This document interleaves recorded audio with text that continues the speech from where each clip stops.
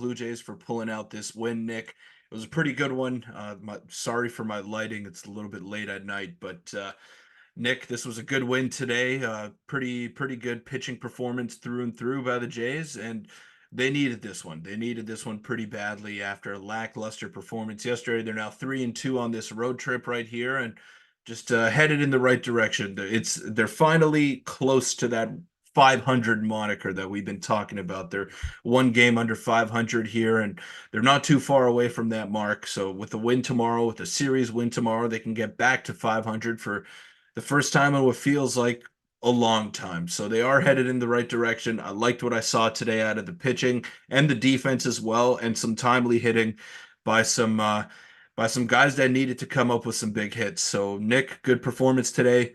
I was very happy with it, and the Jays finally close to that 500 mark that we've been lusting over the past couple of weeks here. Yeah, one more game. If they get a win tomorrow against the Brewers, they win the series and they get one step closer to their goal of getting to a playoff spot, and they hit 500. So it is finally happening that they're playing better. And Peter, obviously yesterday's game was pretty rough. Vlad's having a pretty rough series so far, but we're going to take the positives. What's up, Shane, Mariana, Jeanette? Late night live stream. It's 12:30 in the morning for me. So but Peter, good game. Very, very good game. We'll break it all down and all that stuff. But I'm just happy that they bounced back after yesterday's game, and now they're one game away, like they were yesterday, one game away from a very important playoff spot. Or not playoff spot, the 500 mark, which leads into the fact that they're only a couple games now out of the playoffs. Hopefully the Twins keep scuffling. But Peter, very big win. Like at this point of the season, yeah, it's technically still early. Each win matters, and each win matters a lot. And this was one, like Dan Shulman just said in the broadcast, the Jays needed to win this game, and they did. They're now one game back of 500 rather than being 3 games back of 500. The schedule is going to be a little bit rough.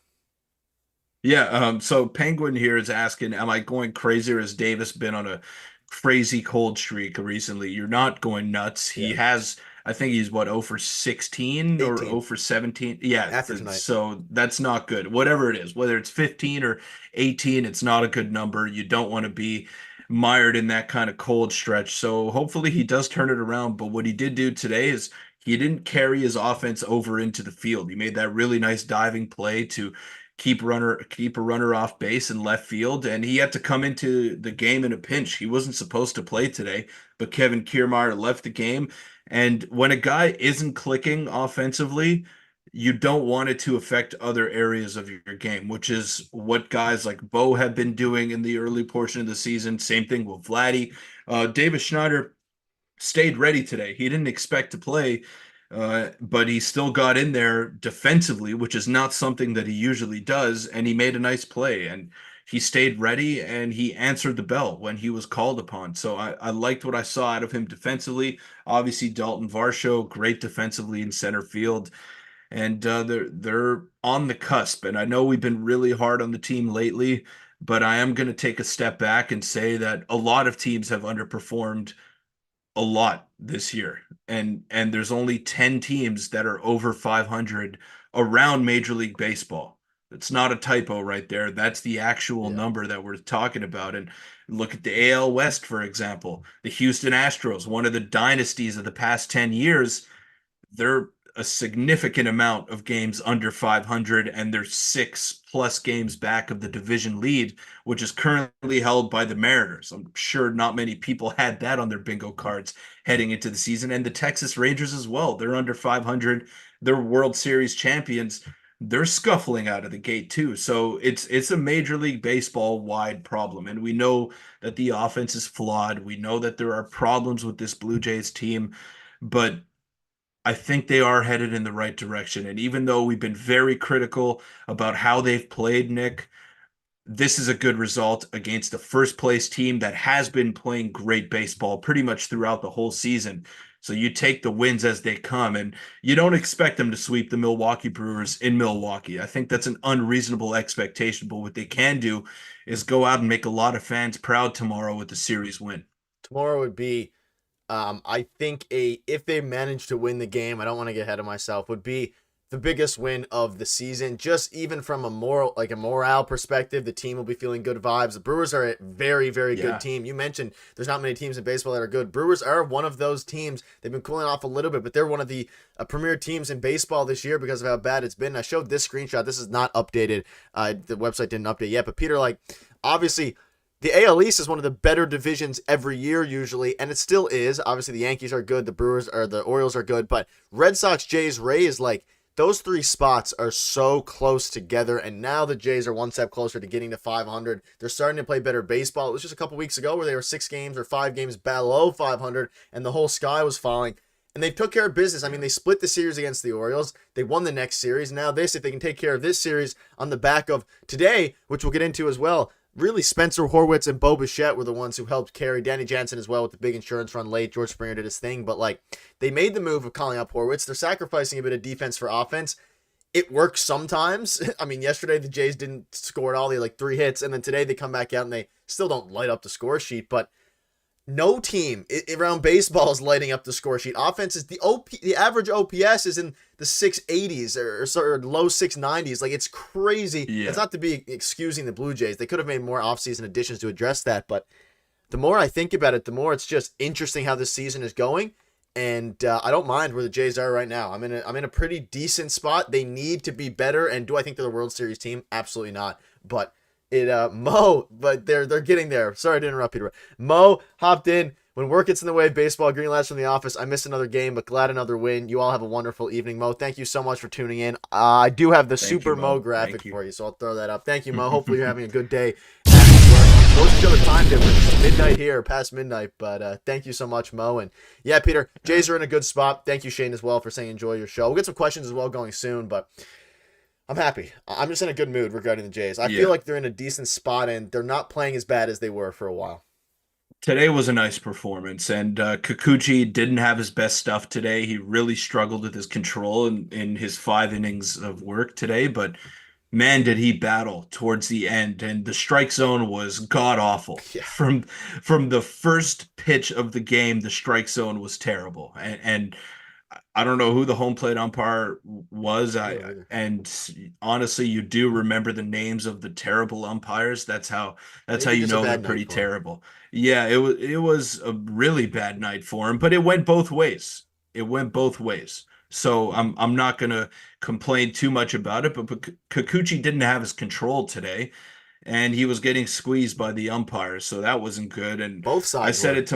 I turned to my buddy and I said, I don't know if he's going to get through 4 today because his pitch count was really elevated. He was about 75 pitches deep into his outing in the 3rd inning, and it didn't really cost him. He still got through 5, and then the bullpen came in and just absolute nails. Nate Pearson, great in the 6th inning. Chad Green, another good inning of work for him. Trevor Richards got a little bit scary with him, but he managed to get out of it. And then Jimmy Garcia got 4 huge outs for the Toronto Blue Jays. So just a great performance out of the pitching staff today.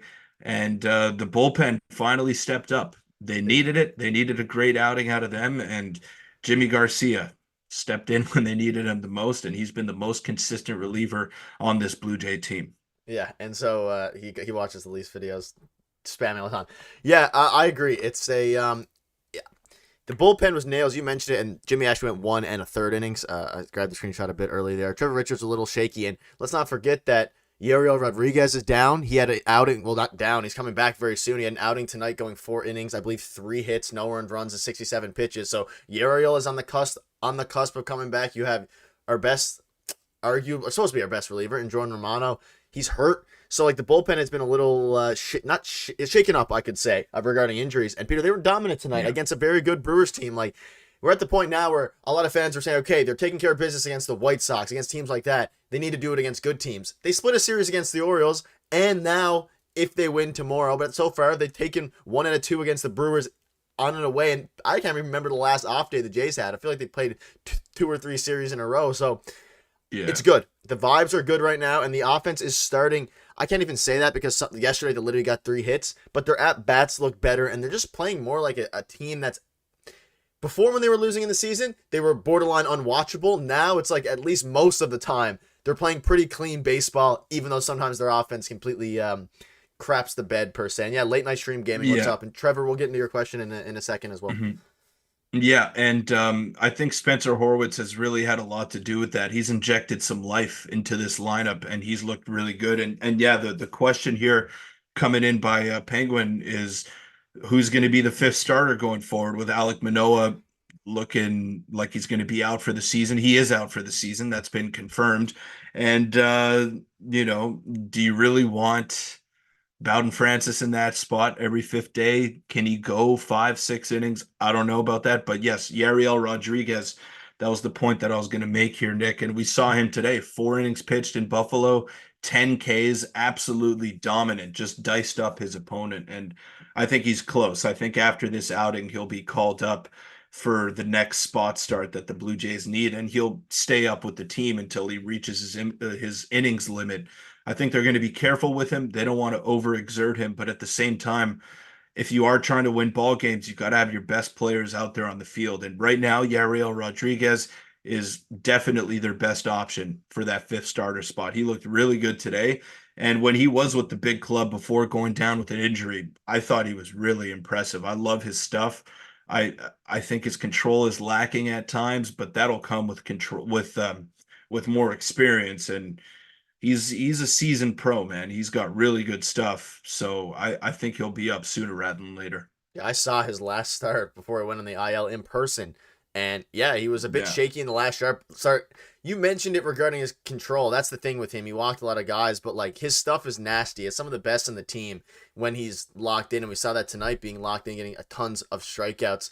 Horwitz is the missing link. Yeah, I mean, I'm going to be honest. I wish they would have. Now, this is hindsight, but we've been saying it, Peter, for a while. I wish they would have called him up a little bit earlier just because of how many games the Jays needed some offense. Like, yeah, he could cool down, but I don't know if it was Blake Murphy or one of the Jays writers. Basically, like, Spencer Horwitz, he's not a young prospect anymore. He needs to keep playing like 5-6 times a week, and there's going to be times where he doesn't look great, but over a sustained period of time, I think Spencer Horwitz is a 750 to 775, maybe even approaching 800 OPS guy because of how good his contact skills and his eyes are. And maybe over a small period of time, it'll be low 700s. But over a sustained season, I can't see a world where he's not at least a league average or slightly above league average hitter, 110, 115 OPS plus.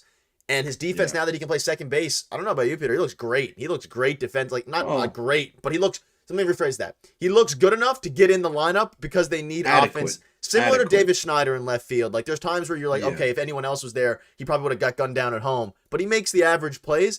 And for a guy and a team that needs offense, I'm fine with it. He's not going to get, great defensive metrics, but he looks fine. He's not making crazy, horrible errors. Some of the mechanics are rough sometimes, but I don't know. I'm a big fan of Horwitz, and I think he's going to keep playing every day. In the modern day game, second base is a position where you could sacrifice some defense in order to get a better hitter out there. And we see a lot of teams do that. Look, I don't know. I think he's slightly below average, I'd say. We saw a couple of plays today, Nick. Balls hit up the middle where Definitely. maybe he could have gotten there. Maybe if it was a more mobile player like let's say an IKF was playing there, or let's say a Kevin Biggio was playing there, they might have been able to get to those balls. But the Jays are at the point right now where they don't have that luxury, where they need their best hitters in the lineup on a nightly basis because some guys are just not producing. And you have too many black holes 1 through 9 that you'll sacrifice a little bit of defense in order to get some life into your lineup. And Spencer Horwitz, it's not like he's hitting in the 8th hole and coming up with big hits. He's leading off for them. He's batting second, and they're pretty much riding him out here. They want him to be an everyday player because he's good with the bat and he can handle the bat, something that a lot of guys that occupy the second base position in recent memory for the Jays have not been able to do. So I'll take a bit of lackluster defense if it means he's driving in runs and getting on base like he did today. And the benefit to this is, with the way their team has worked out so far this year, Peter, you have a guy like IKF who is an elite defender, and he's actually hitting well enough to where you can put him in the lineup every day, and he's going to help carry some of the infield defense that allows guys like David Schneider to play left and guys like Spencer Horwitz to play in second. Like, the defense is still great on the team. It's just not obviously as good with Horwitz. And yeah, like I said, some of the mechanics stuff, some of those balls are okay. Maybe a better infielder could have got that. Just like left He's field, not the most mobile guy, right? Like first he's a baseman first by trade. baseman, Yeah, and you can tell by the way that he plays second base. But like we've been kind of hammering home the point here, that the Jays just can't be picky now.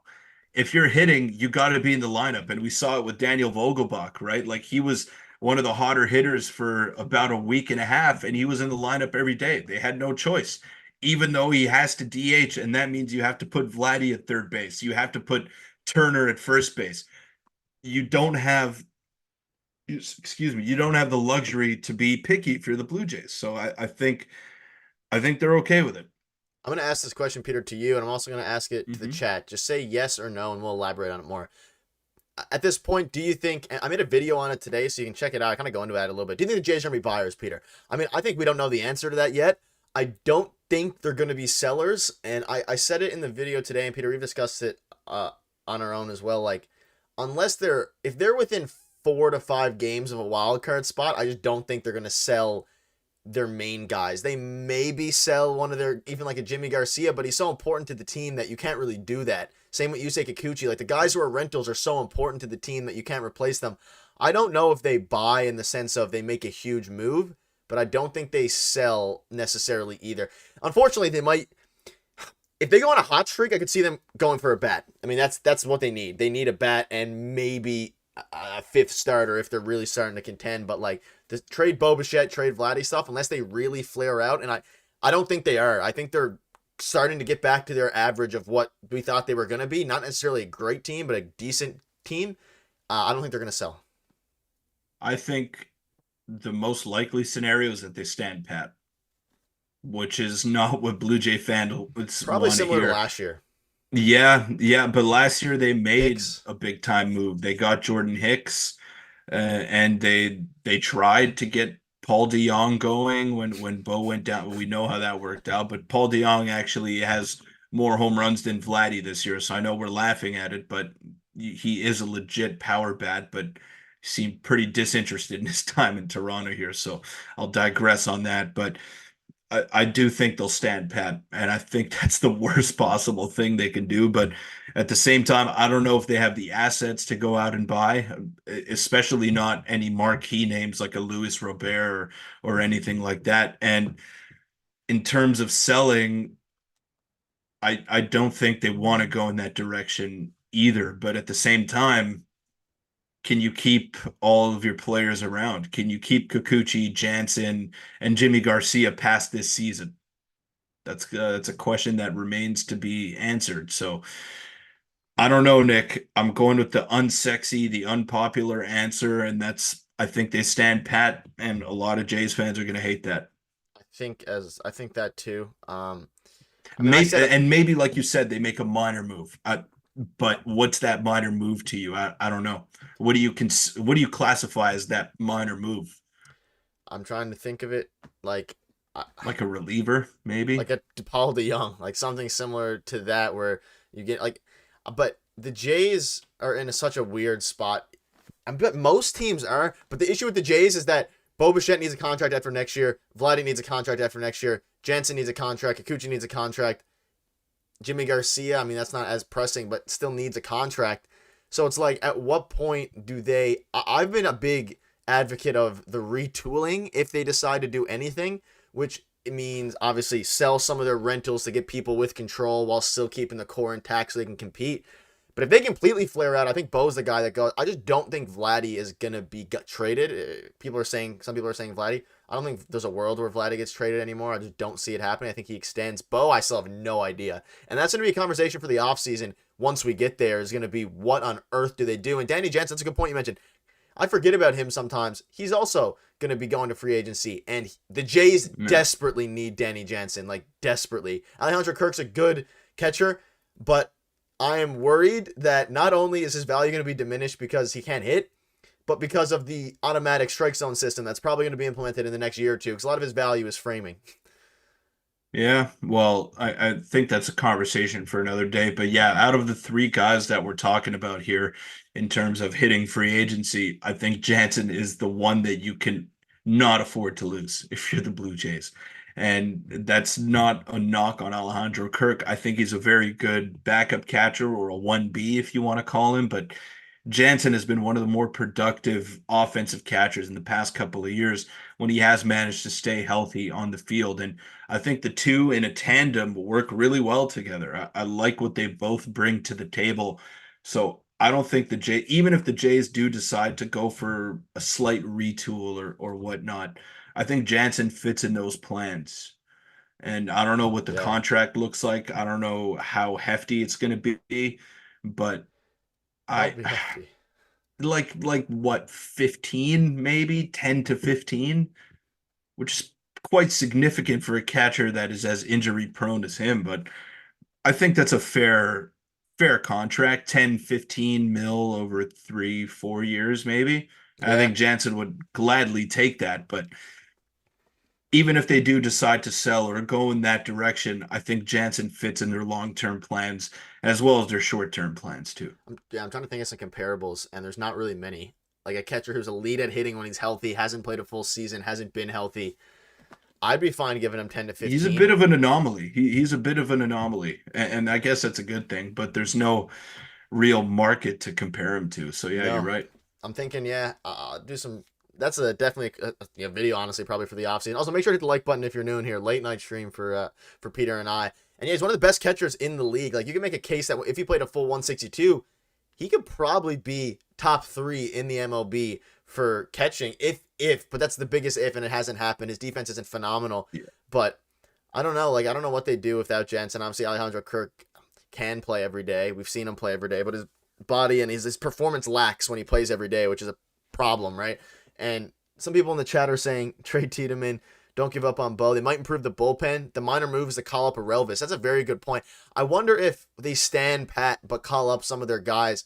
I want to ask the chat this as well. This just came to my mind, Peter. Do we, yes or no, do you think once Ricky Tiedemann is healthy, he gets called up to replace whoever in that 5th starter spot, or do you think he's just going to keep going in the AAA system? I'm going Yeah. to go ahead and say that it depends a lot on Yariel Rodriguez's and Bowden Francis' performance, because if they manage to just completely crap the bed nonstop, I could see a case where Ricky Tiedemann gets called up only if he dominates AAA, but they probably stays down now for the next couple months to get his feet under himself, but I don't know. I'm gonna say no. I'm gonna say no just because they got to build his innings back up, and I can't remember the last time he pitched for the Bison. So that's the number one priority. I get that you want to win right now, and maybe you're tricking yourself if you're trying to go all in and calling up your big prospects before they're ready to help you with this playoff push. But I don't think I don't think it's the right time. Not this season. If he was healthy from start to finish, then maybe towards the end of the year, like we were saying before the season started, but I can't see it happening, nor can I see it making sense either. You want him to pan out, and you want him to Yeah. be a frontline starter for a long time, but you can't do that if he's coming up and he's out of the bullpen, or if he's going 2, 3 innings at a time. You want him to be fully ready when he comes up to the big league. So I don't think so. I think if we are to see a young left-handed pitching prospect, it's Adam Macko, who's on the 40-man roster, who has been tearing it up in Double A ball. Maybe he gets a couple of looks in Triple A, and then the Jays go from there. But I think if we're talking about lefty prospects, the first one to come up is Adam Macko, because Ricky Tiedemann just not a big enough sample size for me. I wouldn't feel confident if I'm the Jays calling him up after a couple of outings in AAA and saying, all right, here's the ball, go get us some outs. I don't think he's ready for that. He showed flashes in spring training. Obviously, we know that the stuff is good, but I just don't think he's there yet. I really don't. Yeah. And I think Yariel Rodriguez is going to be that guy until the end of the season. Maybe they go and pick up another arm as insurance, like a Chris Flexen type of pitcher just to eat some innings. I'm not saying Chris Flexen, but someone like that just to go out and eat some innings for them so they don't overexert Rodriguez. But I can't see it happening. I really can't. Yeah. I don't think they do. I don't think they do. I've heard Ben Nicholson-Smith like hint at the idea that they might want to if he gets healthy and gets his innings going, but I don't think it's going to happen. And let's also not forget that we're talking about the hurting bullpen. Let's not forget that Eric Swanson is down there in AAA, getting himself hopefully better to be a factor in this bullpen because he's a year removed from being one of the better relievers on the team and one of the better relievers in baseball the past couple of years. So I'm not going to throw Eric Swanson out the window quite yet regarding the bullpen.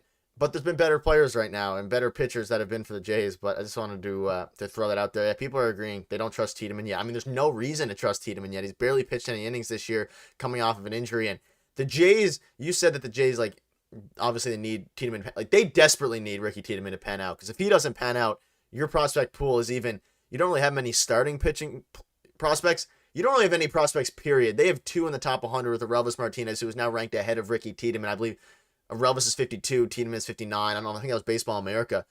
But, like, they need it. They need it very, very badly. They have Barger who came up and was really rough.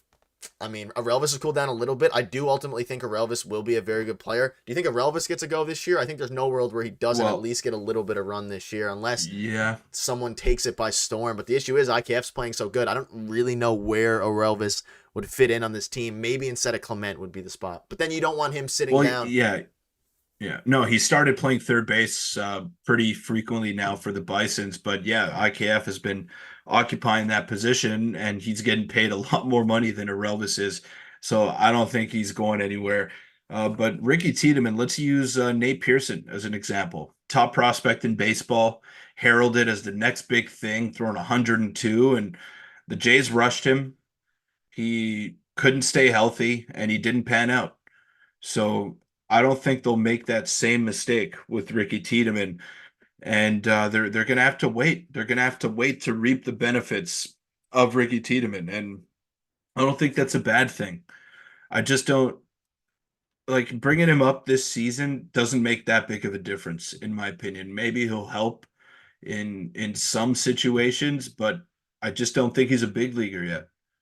And if the Jays fool themselves into thinking that they're contenders by bringing up Ricky Tiedemann, by bringing up Relvis Martinez, then I think they're just delusional. They still have to take into account the next 5 to 10 years of this organization while trying to remain competitive in these next couple of seasons.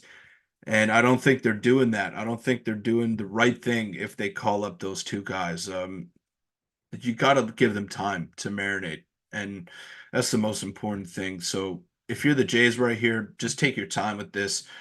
Don't rush your prospects. Let them develop and go about it the right way. And I know that some organizations have really rushed their prospects and it's worked out, but even maybe Manoah those are worked just out for blue to a chip degree. prospects. Like maybe, but you gotta give it some time. And I wanted to ask the chat this question about Teoscar Hernandez, who's been killing. I see his name being brought up here a lot in the chat. Do you guys regret the Eric Swanson trade? Do you regret it personally, Nick? No. Honestly, I've this has kind of been the trending thing around Jays Nation, I guess, over the past few days.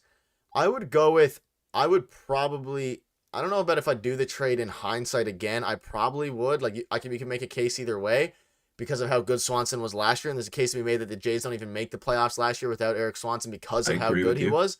But what I do regret is the Blue Jays not giving him the extra money to sign him this offseason, which is what I do regret. There was mutual interest there. He was open to a return in Toronto. The Jays could have given him a little bit more money instead of Justin Turner, $8 more million, whatever it ended up being.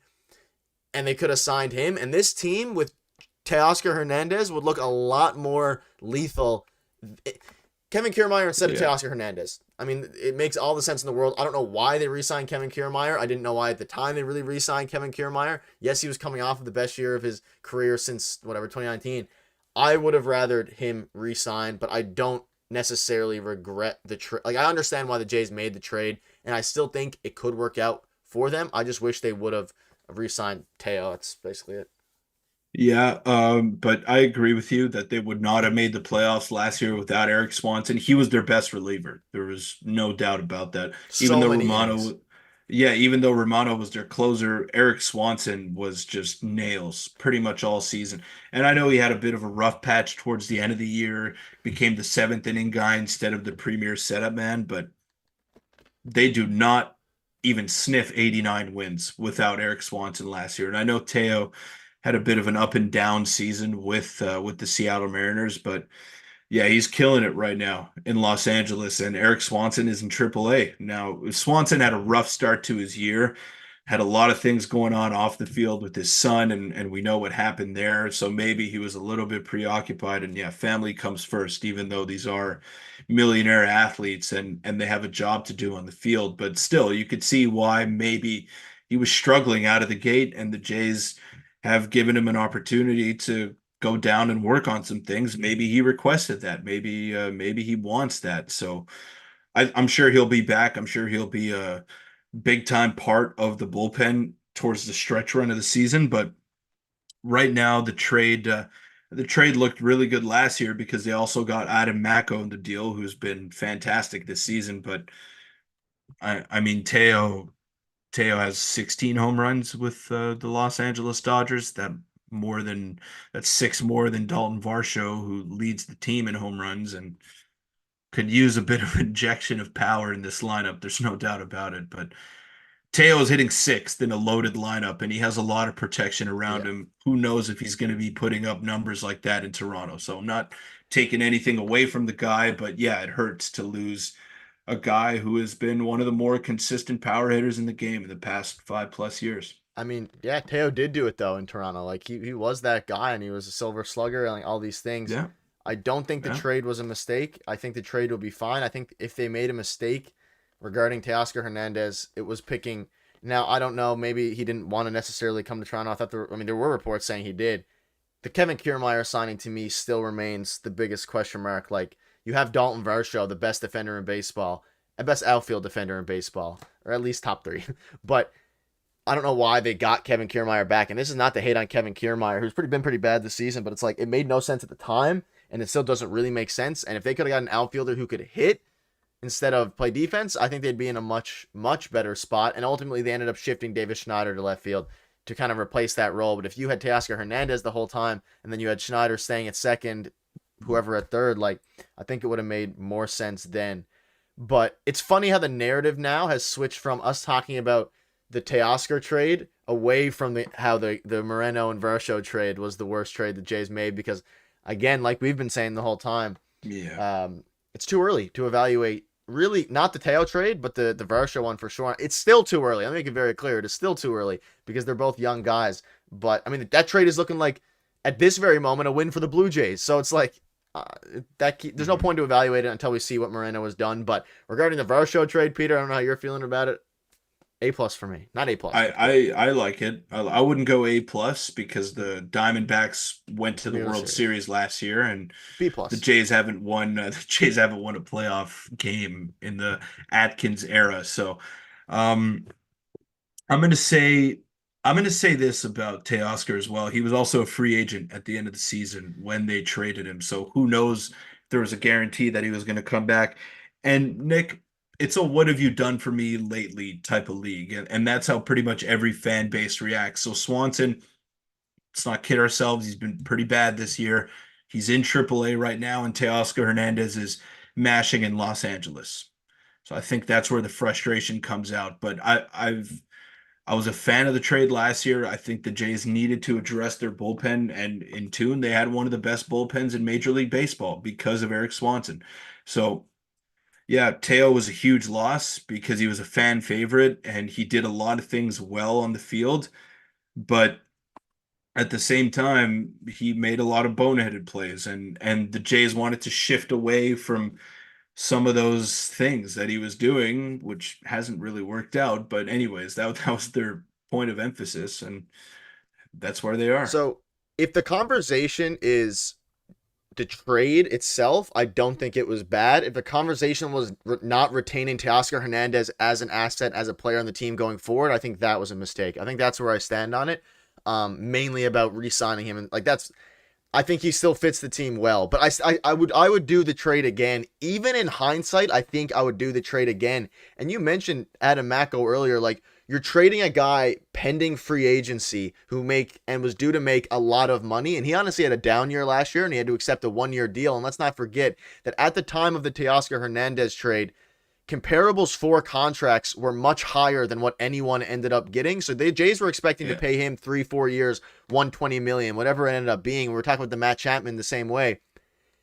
Ultimately, the offseason was 1 year, 20 million for Teoscar. So that kind of is, he was supposed to get a lot more money than he ultimately got. And that was definitely a reason the Jays traded him away, was mainly because he was a pending free agent after the year. And they ended up getting tons of control back, and maybe Adam Macko works out, maybe he doesn't, but this is all assuming Macko doesn't work out. If he pans out at a prospect, and this question's not even in the scheme of possibility here, but we have to keep in mind how much Teoscar Hernandez was scheduled to get at the time of the trade, because we had conversations about how much money he was going to have to get paid, and if the Jays should allocate that to Teoscar or not. Very similar with Lourdes Gurriel Jr., and the contract all the contracts tanked, so that's just something to keep in mind as well. Yeah, and Eric Swanson, you made a good point there. Controllable assets you're getting in return. When the Jays got him, they were guaranteed Eric Swanson for at least 4 seasons, and he's a reliever making under $4 million a season. So that's pretty good value right there. And yes, Adam Macko as well. If he pans out, there is another added value for 1 season of Teoscar Hernandez. And maybe the Jays had that internal conversation, and maybe they tried to ship off somebody else in that trade, but the Mariners wanted Teoscar, and Teoscar maybe necessarily didn't want to stay here. It's fun to speculate, but I don't know. I think the trade was a successful one, looking at the way it panned out last year for the Jays, and the Mariners missed the playoffs, and Teoscar left them high and dry.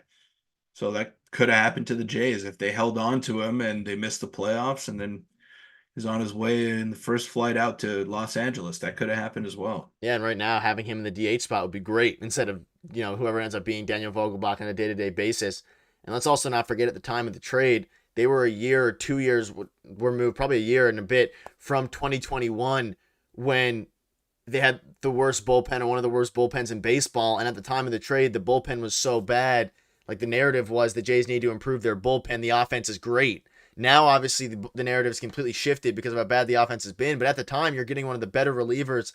He wasn't great. I mean, he was very good with the Mariners, but he wasn't as good as he was last year with the Jays. So it's like you were addressing a need that the Jays needed. If we think back to 2021, if they had an Eric Swanson in 2021, they definitely make the playoffs because they were 1 game away from making the playoffs. So it's like there's so much to talk about regarding that situation. But I don't know. The trades are good for me. That trade is still great for me. The Varsho trade has been great. You look at Ross Atkins' trade history. It's been good. What hasn't been good is the asset management up until this point and putting together a team that is able to win. And, I mean, we think back to the Jose Ramirez days. He probably should have pulled the trigger on a deal like that. Not to get in super back then, but we're talking about a package in 2021 of Alejandro Kirk, Nate Pearson, and Kevin Biggio or something along those lines for Jose Ramirez. And imagine that deal was done. What could have changed for the Jays? I mean, a lot. But the package at the time was something along those lines. Kirk and Nate Pearson, and he didn't pull the trigger, which, I mean, probably makes sense at the time. But like, the Jays haven't made that all-in move. They just haven't done it like they did it in 2015, 2016. They don't have as many assets as Anthopoulos had, but we talked about it last year. We thought at the deadline last year they were going to go maybe all-in or something of that nature. They tried to in free agency with Shohei Ohtani. That was their all-in move, but they haven't they haven't done it. I just don't know if there was ever a right time with this group to go all in. Like I would say Ramirez in 2021 is the only time I can think of. Okay, maybe, but like Espinal was really good that year, and I'm not comparing his production to Jose Ramirez's, but yeah, you needed pitching that season. Some extra offense would have been nice, but the Jays were already lighting the world on fire, so I think they wanted to prioritize other directions. I just think with this current group of players that they have, there was never a right time for them to pull the trigger on that big move. And it's because you look at 2015, David Price was like everything that they could have hoped for and even more. He had an ERA under 2.5 in like the 12 starts that he made. He was perfect for them. They needed an ace. They got an ace. They got the ace on the market, but they had to give up quite a bit to go out and get him at the time. Obviously, those players didn't really pan out for the Tigers, which is nice for the Blue Jays in hindsight. But yeah, so they went out and got him. They went out and got Troy Tulowitzki, who was another player that they needed to shore up their defense. And that's why they were World Series contenders. Alex Favorites. Anthopoulos pulled the trigger. He pulled the trigger on those moves, and that's why they went on those runs. This team, if you added, let's say, you already have an ace in Kevin Gausman, you already have a really good pitching staff. Who's the superstar hitter out there on the market that you could have went out and got? I The don't only know. one, and I'm gonna ask the chat as well, in case we're missing. Maybe was there a trade over the past couple of years, or even this year in this offseason that you would have done, or that the Jays missed out on? I'll bring up the most recent one, and I just don't know if the Jays could have done it, but Juan Soto was maybe one. Um, the issue But was look what they gave up to get him. Like the Jays don't have that prospect capital. They don't. yeah, I don't think it would have. Yeah, I don't think they would have been able. It would have been Manoah, Tiedemann, Orelvis, Barriera, who at the time was like, it would have been everyone. Now it is Juan Soto, but would he return to Toronto? I mean, the Jays couldn't have done that. There was just, I mean, could they have though? Like, Maybe Matt Olson. I don't know. Matt Olson is a name. Maybe. yeah, like there really wasn't too many. But there's not much. Like Soto's the most recent AA one, I guess. AA swung for the fences. That's just not the style that Ross Atkins has, whether you like it or not. And I don't know. I just don't know if there was as much out there. Because keep in mind, there were also less playoff teams in Yeah, 2015, 2016, right? So you have teams that are selling because they know that they're going to be nowhere in the mix. And the Jays were pretty much always in the mix in that window, that 2 year window. So they knew who was in, they knew who was out, and the Tigers were out at the time. So were the Rockies. So they were able to make those moves. Now with six playoff teams, and you have a much better chance to make it. There's 8 to 9 teams in an entire league that are trying to make the playoffs till the very end. Pete So it's hard to Alonso. swing that trade. I think It's Pete Alonso, and hard. that door's still open. I think that door might still be open. I want to ask this as well. Now, obviously, how how are we feeling about Ross Atkins' free agency this past, like right now? The moves that he did and didn't make, in the sense of, we can put Otani aside because he did his best there, but like former Blue Jays, Matt Chapman, Cody Bellinger, should they have signed either of those guys? I don't think so. Like, I don't know if either of those guys would have helped the Jays win more than they have now. Maybe Cody Bellinger can make an argument for, but I mean, Teoscar would have made all the sense in the world, and we were advocating for it at the time. But aside from him, like, I think the players they let go or passed on was the right call. I'm missing one for sure, but Matt Chapman, Cody Bellinger. Who am I missing that the Jays? Jordan Hicks. Jordan Hicks, like, he's He working would have out, been but nice. He would have been nice to bring back, but I don't know if he's a starter. Well, he would be now, but I don't know if at the time that they really needed a starter, and that's what Hicks wanted. He and they wanted have starter IKF. money, and he wanted starter playing time, and I don't know if he would have gotten that. Like, I think I'm fine with IKF over Matt Chapman. I think I am. I think that Cody Bellinger would have been nice. I don't even know what his updated stats are. I know last time I looked, he was a bit rough. I'm assuming I'll he's like check. I'll seven check something right now. OPS, but I'll check right like now. Chapman isn't performing. Cody Bellinger not really performing to the. I don't know how much he ended up getting. Ended up getting a decent bit of money, but like, yeah, there's just so. I'm happy with the Ben way the season. 260 with 8 home runs, OPS of 750. So about where I thought, like, would have helped. I mean, Yeah. it would have helped the Jays definitely. Yeah, it's better. When you look It's at the better than lineup what they're now. getting out of Kiermaier. Yeah, There's no doubt. like we look at But the much lineup now, heftier and price tag as well. do we think that this lineup is good enough to make any run in the playoffs or make the playoffs alone? That's the question. I think that it's good enough, but like, baseball's so crazy where anything can happen, and it's like, I just don't know if. I don't know. I'm just enjoying it right now. The Jays are in a good spot. They're playing really well. Yeah. I'm happy with it. I think that they can make a run for a playoff spot. That's where I'm at right now. Yeah, but again, we're fooling ourselves again, because if they do sneak into the playoffs somehow and they suffer the same fate, Are they just going to run it back again Like, and try to do the same thing next I year? don't think Because they that's what can they, with 2 pending free agents at that. Well, more than that at that point. yeah, but I mean, that lineup is not good enough. It's Nope. not to win in the playoffs because you're not only facing elite pitching, you're facing elite pitching every single inning. There's no scrubs on these playoff pitching rotations. Like We saw let's it get last that year. out of the way, right? Look at the Twins. Yeah, yeah. Twins carved them up for 18 innings. Jays had no shot. There was a And that was with bit a of better life. offensive lineup than this one on paper, at least. Yeah, yeah, but Matt Chapman hit that home run that got robbed by Michael A. Taylor, and then that was it. That was the only sign of danger. And then maybe the play where Bo rounded third and tried to go home on Carlos Correa, who has one of the strongest arms at shortstop. Still don't understand that, but that's those were two of the warning signs that the Blue Jays showed in those 18 innings of baseball, in those extra 18 innings of baseball to their season. So is it really worth keeping this together and fooling yourself that this lineup is good enough just to play an extra 2 games? I think if they are going for the playoffs, they have to make some additions because the same thing is just going to happen again. They're going to pitch their asses off. They're going to give themselves a chance, but they're not going to score any runs because they're coming up against elite pitching. Yeah. And that's the end of that. Yeah, I mean, I agree. The pitching is, I mean, they're playing decent pitching right now, but I mean, the offense is hit or miss. They put up 3 hits yesterday. I think ultimately, it's going to be interesting to see. Like, the lineup is not great. The standings, again, these aren't updated, but let's take the positive note here. We'll wrap up now in a minute or two.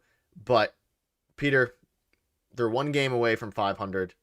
If they win tomorrow, I think vibes will be very high for the Toronto Blue Jays going into their next series. They won a series against the Brewers on the road, which would be good. If they lose tomorrow, we're probably having the same conversation about what went wrong with the hitting or whatever ends up happening, because the pitching seems to be fine most of the time. So, like, I don't know. Any final thoughts before we move on to tomorrow's game, where hopefully, like, it's a big game.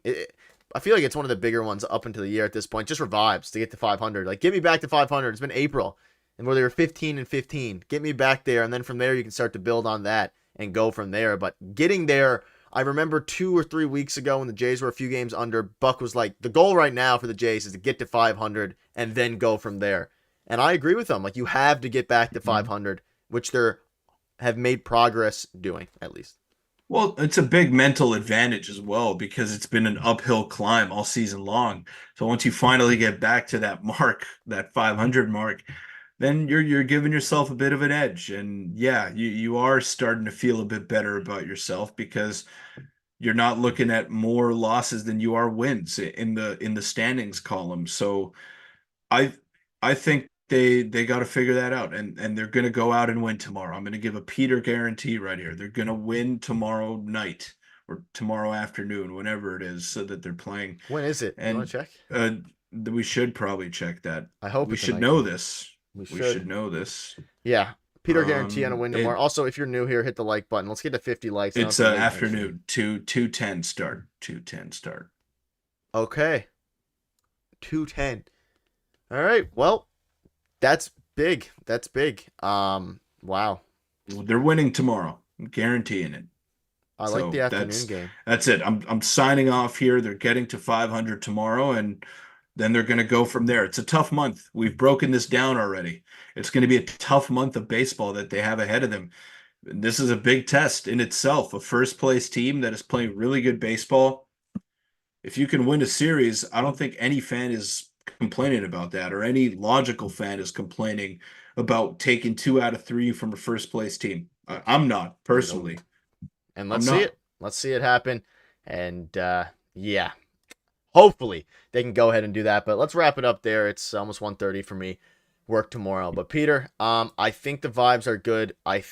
Afternoon tomorrow is good. We'll probably have a video or a stream covering that once the game ends to some degree. We'll definitely do that. But yeah, have a good night, everybody. And Peter, hopefully tomorrow the Jays can win, because I just need it for my They own will. sake. Get them back to 500 we've gotten here so many times in the sense of getting close to it. We haven't been able to close it. And I think tomorrow, Chris Bassett, the hound on the mound, will hopefully be able to do it. Because honestly, the Brewers offense looks terrible. They're like 0 for 19 or something crazy with runners. Yeah, in scoring they're position. they're not great. They're not great. And tomorrow on the mound is Tobias Myers for the Milwaukee Brewers. So you had a pitcher making his big league debut today. Great story from the World Baseball Classic. Pitch for Nicaragua. You It's a did pretty tongue good. twister right there. Tough to say. He did well. He did well, but small strike zone, and he struggled a little bit with his control, and the Jays ended up getting to him, and they managed to scratch across a couple of runs, and it was good to see. So you have another young pitcher tomorrow who doesn't have too much major league experience, only 34 innings pitched. This is a rookie. He's a rookie as well. So he's got 34 innings under his belt in the big leagues. 4.15 ERA, not too bad.